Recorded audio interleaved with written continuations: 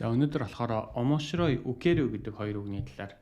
За омошрой гэдэг маань болохоор та нар хичээл дээр үзэхдээ болохоор сонирхолтой гэдэг утгаар нь үзэж байгаа. Гэхдээ омошрой гэдэг үг маань ерөнхийдөө инээдтэй гэсэн утгаар их хэрэгэлдэг. За тэгээд каре кеко омошрой гэх юм бол тэр залуу нэлээд хошин гэсэн утгаар ордог байхгүй. Хошин инээдтэй юм ярьдаг тийм. Тэр соно ханаши омошрой дэснэ гэвэл яг сонирхолтой гэсэн нөгөө өмнөх өгүүлбэрээс хамаарна. Тухайн хүний ярьж байгаа агуулгаас хамаарна.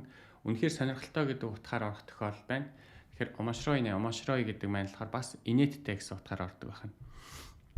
Тэгээд дахиад нэг үкэрү гэдэг нь болохоор залуу хүмүүс хоорондоо ярихдаа инээдтэй санагдсан үедээ сорэ үкэрү гэж хэлдэг байхгүй юу? За тэгэхээр энэ нас гоё юм ярьж сонирхол инээдтэй гэсэн утгаар хэрэгэлдэг байна. Тэгэхээр омошрой гэдэг үгэнд сонирхол инээдтэй гэсэн утга байх нь үкэрү залуу хүмүүс хоорондоо хэрэгэлдэг байна тийм. Соноонаши үкэрү гэдэг.